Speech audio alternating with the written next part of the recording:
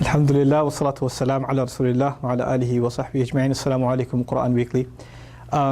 In this few minutes, very short session, inshallah, I want to share with you some brief reflections on this awesome surah of the Quran, Surah Al-Ankebut. This is the 29th surah of the Quran.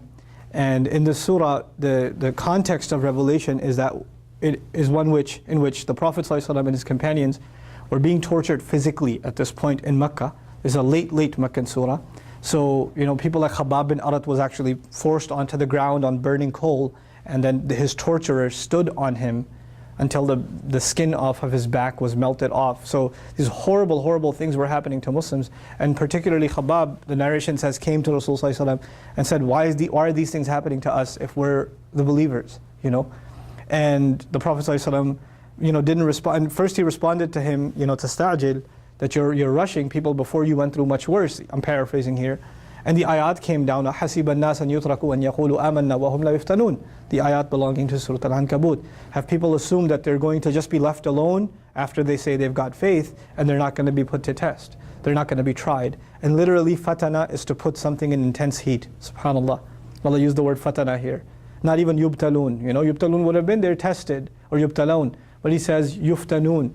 They're tested like gold is burnt, because fatana is actually to burn gold. But what I wanted to highlight is when things got so tough for Rasulullah ﷺ in Mecca, what was around the corner? Those of you that are familiar with the seerah, the life of the Prophet ﷺ, know that hijrah, the migration, was around the corner. And this surah, so remarkably, first it talks about the believers being patient. And in order to teach them a lesson about patience, immediately it goes to وَلَقَدْ أَرْسَلْنَا نُوحًا إِلَىٰ قَوْمِهِ. We sent Nuh to his nation, and he remained with them. فَلَبِثَ فِيهِمْ أَلْفَ سَنَةٍ إِلَّا خَمْسِينَ عَامًا. He remained with them 1,000 years, save 50, meaning 950 years he was with them.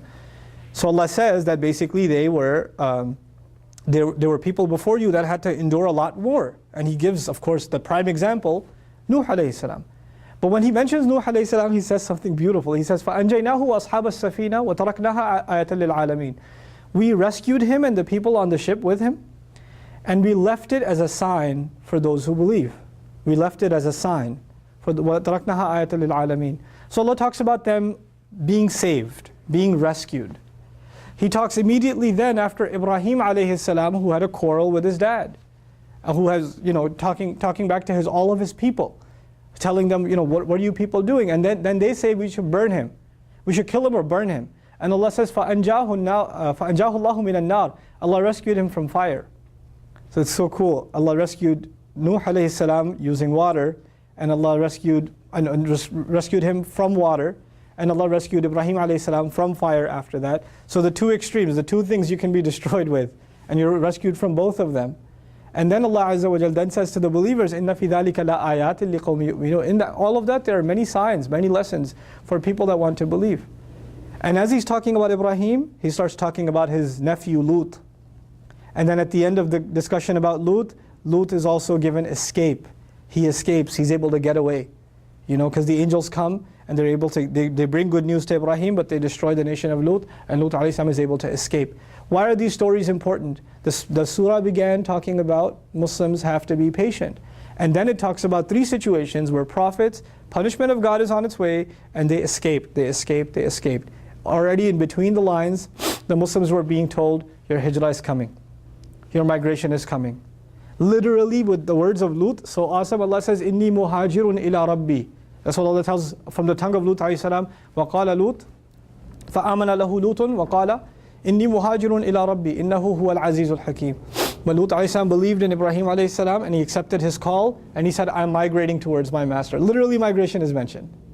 So the Sahaba were being told instructions through the stories of the prophets. They didn't just hear history, they were hearing their own legacy. They were listening to their own way of thinking.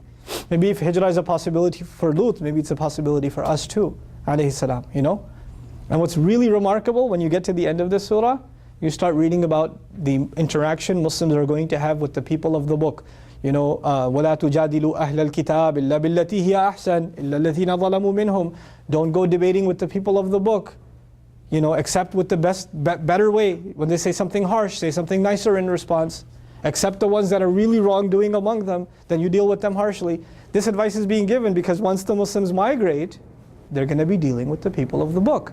They're going to be dealing with that end of the audience of the Prophet sallallahu alaihi wasallam, the other side, you know.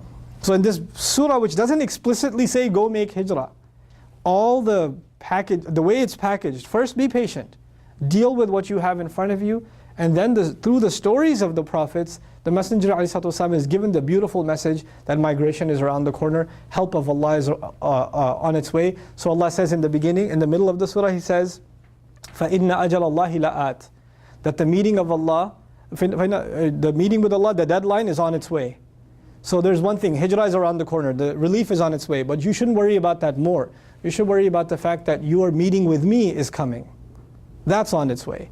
And at the end, the last ayah of the surah, and I'll conclude, وَالَّذِينَ جَاهَدُوا فِينَا لَنَهْدِيَنَّهُمْ سُبُلَنَا وَإِنَّ اللَّهَ لَمَعَ الْمُحْسِنِينَ. Those who struggle in our path, we guide them to our multiple pathways. You know the Sahaba took multiple roads to get to Medina? So awesome. Allah says people who struggle for us, we guide them to our multiple pathways. In life, in our spiritual lives, across, in the span of history, whoever struggles for Allah, Allah guides them to His pathways. But literally the Sahaba were guided through multiple pathways to Medina. So this beautiful, beautiful surah with embedded teachings that were actually a strategy given to Rasulullah sallallahu alaihi wasallam. That is why, when outsiders say Quran is just full of stories, these are just legends of old times. Sahaba immediately knew these aren't just stories. These are instructions about them, that Allah is telling them what to do and how to think, and how the history is actually lessons for them to live by. Barakallahu li wa lakum fil Qur'an al-Hakim, wa nafa'ni wa iyyakum bil ayat wa dhikr al-Hakim. Wassalamu alaikum, Quran Weekly. We are one Nouman who should stand with each other through all the highs and lows. One Nouman.